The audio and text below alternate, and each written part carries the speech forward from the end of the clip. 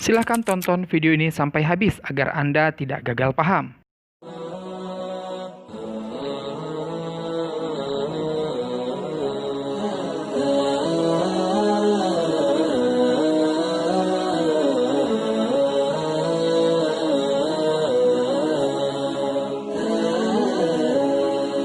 وميض الحب ألبسني حنينا لم يغب عني لأني منك هل أنسى بأنك دائما مني وميض الحب Assalamualaikum warahmatullahi wabarakatuh.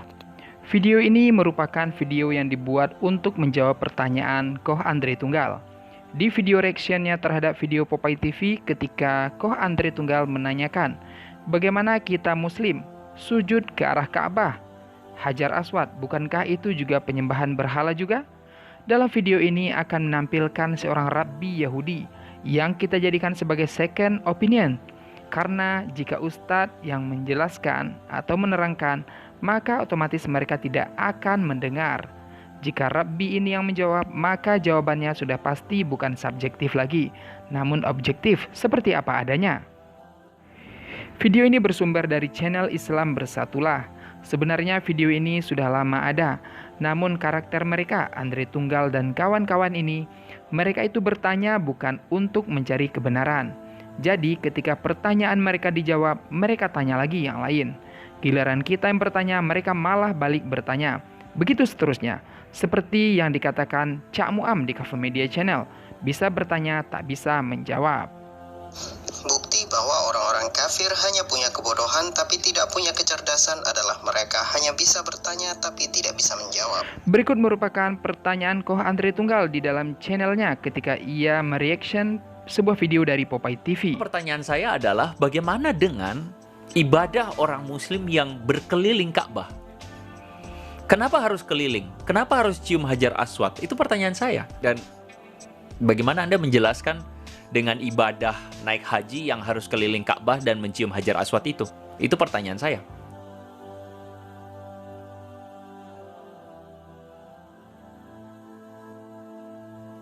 Truthfully, it's best for a Muslim scholar to address these questions. I'm a rabbi, but the call was made to me, and I will be glad to answer it. Okay.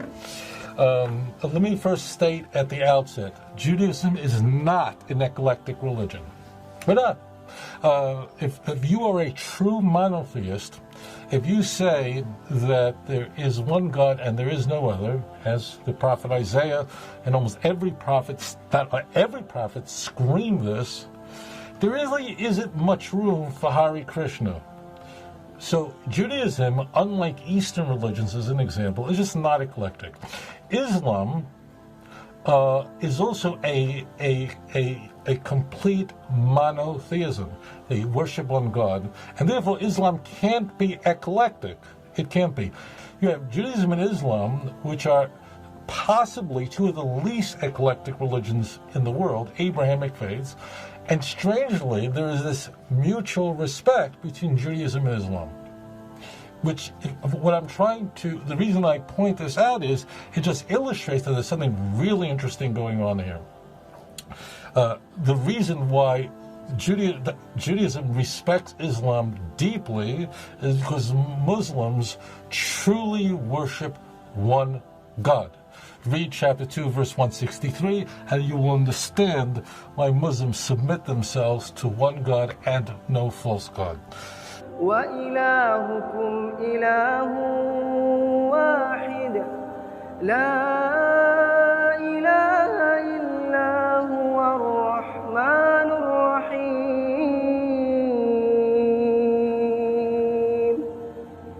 Does this mean that Judaism and Islam are identical?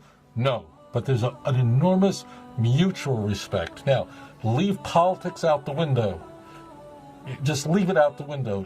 That's why Jews and Muslims really got along so well for so long. Until recent years, for unfortunately a political problem, but this has nothing to do with so this has nothing to do with religion. It has to do with politics, and politics poisons everything. So the question is, if in fact, I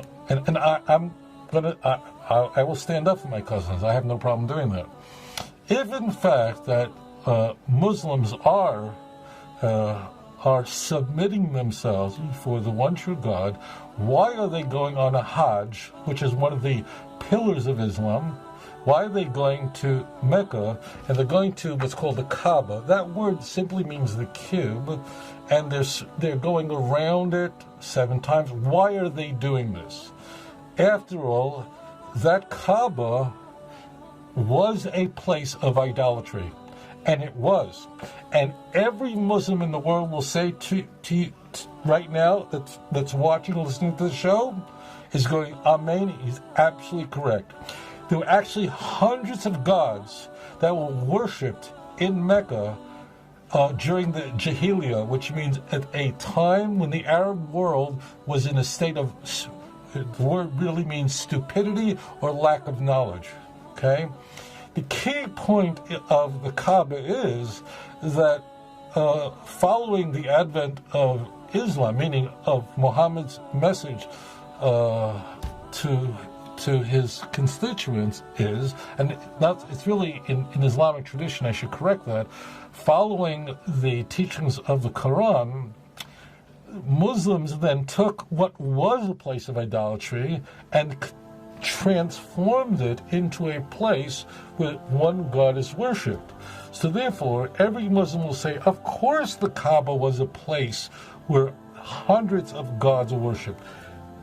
This is a very well-known part of the history of the pre-Islamic period of Mecca.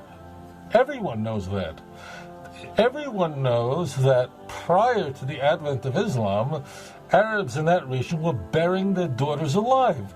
So the key is that when Muslims go on a Hajj, which in the Islamic faith, every Muslim is required to do that if they're able to financially and physically. If they're able to, they're required once in their lifetime to go to Mecca on this Hajj. They're not going there worship a cube, worshiping the Kaaba, which means cube. They are worshiping one God, and they are shouting the name La ilaha illallah. So the answer to the question is that the Kaaba was a place of idol worship until the advent of Islam. And the people who are Muslims worship one God and they worship no other, and that is the most central creed of Islam.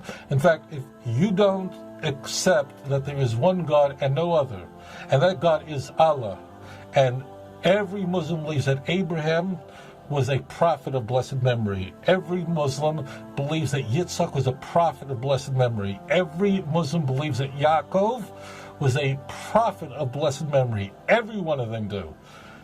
There are disputes among Muslims on fine points, but there is no such thing as a Muslim who does not believe in the Quran. Okay? So therefore, yes, the Kaaba was transformed from a place of idolatry into a place of worshiping one God. And therefore, they're not worshiping idols by going to the Kaaba. They're worshiping one God. And that's what they're expressing in their pilgrimage. So that's the answer to your question. No. The old pathway is one God. That's right. Abraham served one God. Yeah. Jacob served one God. Isaac served one God. Moses served one God. That's right. Aaron, Joshua, Israel. Well, Aaron served one God for a period of time, then he switched up and picked up idols. That's right. Until Moses had to tie into him. Amen. All down through the Bible, one God. It wasn't until the Europeans stepped in and put a spin on the Bible from Satan. Yeah. Itulah jawaban atas pertanyaan Koh Andrey Thunggal. Itu merupakan versi rabbinya, tapi itu jawaban yang objektif yang benar. Nanti kita akan tampilkan lagi jawaban dari Ustadz.